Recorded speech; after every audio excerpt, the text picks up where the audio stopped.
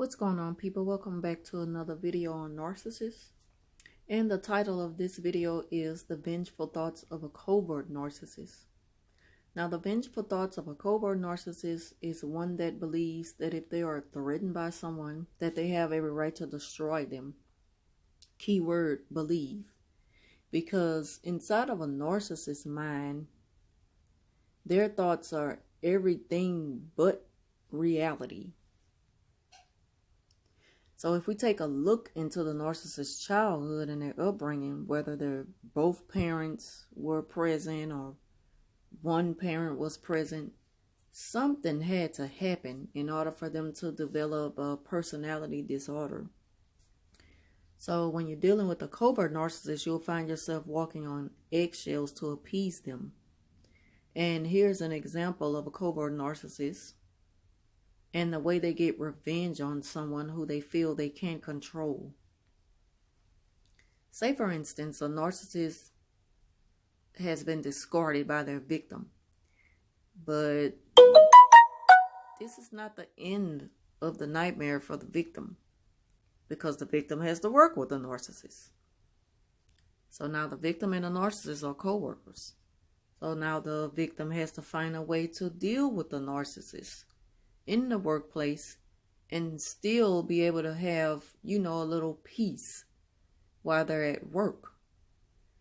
So, narcissists in the workplace are the most difficult to deal with because there's this constant abuse that the victim know they're facing if they say or do something that goes out of line of the thoughts of the narcissist. So here's an example. The job is preparing for a Christmas party, but the narcissist wants to be the one to control everything and write down everything that needs to be brought to the party and, put a list of things together and then ask people who wants to be the one to bring this. So they don't give you like a choice. They're letting everyone know what they want them to bring. So a person doesn't have their own individual ideas of what to bring to the party. So once the victim decides, well, I don't want to be a part of this, and they decline the invitation to the party. They'll be at work, but they won't attend the party. The narcissists don't like this, especially when it's the victim.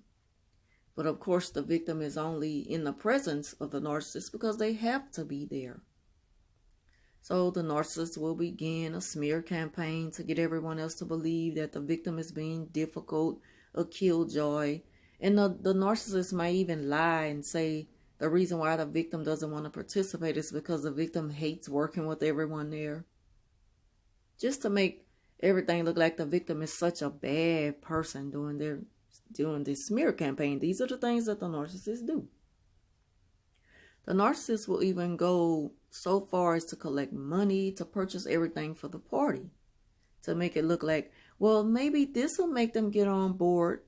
Now, this is the image that they're giving off to the other co-workers, but this is not what they're doing in the front of the victim.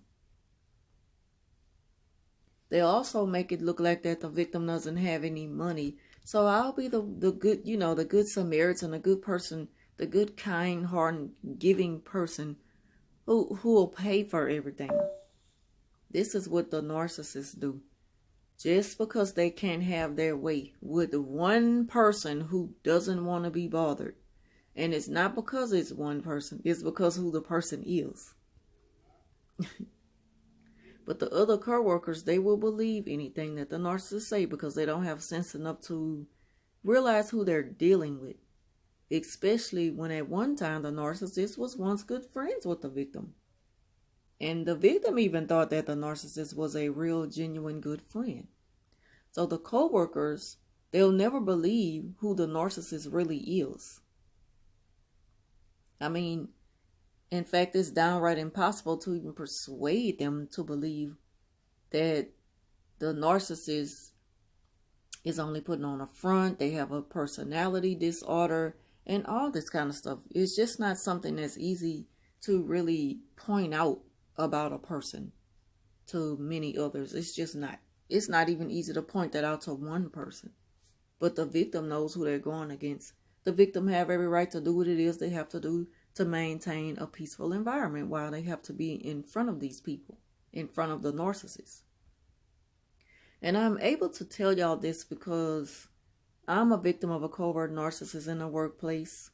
I'm used to it. I know what I have to do now. And the best way that I deal with them is through avoidance and the gray rock method. And the gray rock method, it works really well. They've slowed down on running to the supervisor saying things because they see now that there's people who cling to me and we have a good time working together, and they cannot speak bad against me to these certain people. They can speak bad against me to 5 people, but the 2 people that they can't speak bad about me against, it just makes it more powerful. For some reason, it just does. I mean, I'm just thankful. I just feel like it's all God. It's God on my side because only God knows. So anyway, I just want to thank you all for watching. And if you enjoyed this video, please give it a thumbs up and leave a comment down below. I'll have more videos coming soon on narcissists, mostly on covert narcissists, but I'm still doing a little more research on other type of narcissists because I want to do the research on this before I'm able to put out more videos. And I know that I don't want to bore anyone with just the experience that I'm dealing with in the workplace with the covert narcissist that I deal with 5 days a week. And so, yeah, that's about it. If you all enjoyed this video, please give it a thumbs up, leave a comment down below. Also, let me know in the comment section if there's anything you want me to cover dealing with narcissists. And I'll do my best to bring it to you the best way I know how. And again, thank y'all for watching. I'll talk to you soon.